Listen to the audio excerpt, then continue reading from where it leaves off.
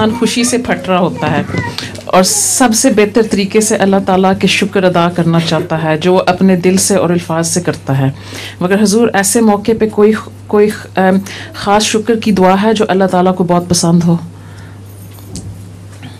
अल्लाह ताला को तो सच्चा शुक्र पसंद है। तुम अपने अल्फाज में, सादा अल्फाज में जो शुक्र खुदा करो वही काफ़ी है। अच्छा लतीफ़ा हो जाए। हुजूर एक आदमी था, बहुत परेशान था, बहुत परेशान था, तो वो परेशान था तो डॉक्टर के गया और डॉक्टर को कहता कि मेरी मदद करो। तो डॉक्टर कहता है क्यों, क्या हुआ है?